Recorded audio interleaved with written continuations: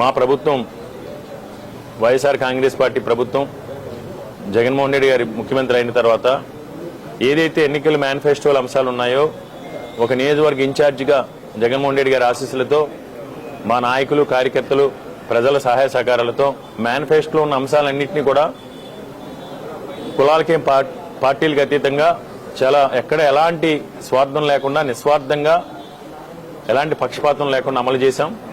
అన్నిటికంటే కూడా ముఖ్యంగా ఈ నియోజకవర్గానికి సంబంధించి 1450 కోట్ల రూపాయల పెట్టుబడులు తీసుకొచ్చాం పెద్ద ఎత్తున. తద్వారా ఈ నియోజకవర్గంలో ఎవరు కూడా కలలో కూడా ఊహించలేనటువంటి విధంగా 15,000 నుంచి 18,000 మందికి ఉపాధి ఉద్యోగ అవకాశాలు కల్పిస్తున్నాం. దానివల్ల ఈ పెట్టుబడుల వల్ల ఓన్లీ ఉద్యోగాలు ఒకటే కాదు, పాన్ షాప్ దగ్గర నుంచి బట్టల షాపుల వరకు కూడా హార్డ్వేర్ కావచ్చు, ఎలక్ట్రికల్ కావచ్చు, పెయింట్స్ కావచ్చు, స్టీలు, సిమెంట్ అన్ని వర్గాల వారికి కూడా ఈరోజు వ్యాపారస్తులందరికీ పాల వ్యాపారం నుంచి కూరగాయల వ్యాపారం నుంచి స్టీల్ వ్యాపారస్తుల వరకు ప్లైవుడ్ కావచ్చు, ఇంటీరియర్స్ కావచ్చు, అందరికీ కూడా దీనివల్ల వ్యాపారాలన్నీ కూడా ఇక్కడ ఈ ప్రాంతంలో అభివృద్ధి చెందుతున్నాయి. ఇప్పుడు దానివల్ల పరోక్షంగా కూడా సుమారు 10,000 మందికి పైగా ఈరోజు ఉపాధి కలిపే అంత పెట్టుబడులు విశాఖ ఉత్తర నియోజకవర్గంలో తీసుకొచ్చాం. భవిష్యత్తులో కూడా తప్పకుండా ఇక్కడ మాకున్న కొన్ని ఏదైతే ఉన్నాయో ఇన్ఫ్రాస్ట్రక్చర్ సంబంధించి దాన్ని యూటిలైజ్ చేసుకుని మళ్ళీ జగన్మోహన్ రెడ్డి గారు తప్పకుండా ముఖ్యమంత్రి అవుతారు.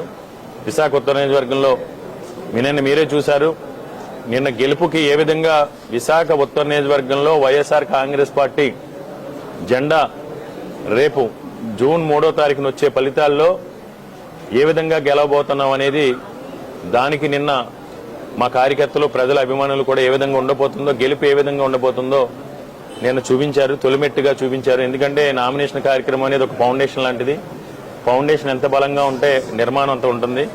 ఎన్నికలకు సంబంధించి నేను చూపించారు, అదేవిధంగా విజయం ఉండబోతుంది. విజయం తర్వాత మరింతగా మాకు పెట్టుబడులు తీసుకురావడానికి అవకాశం కూడా ఉంది. దాని ద్వారా ఉపాధి ఉద్యోగ అవకాశాల కల్పనే మా లక్ష్యం.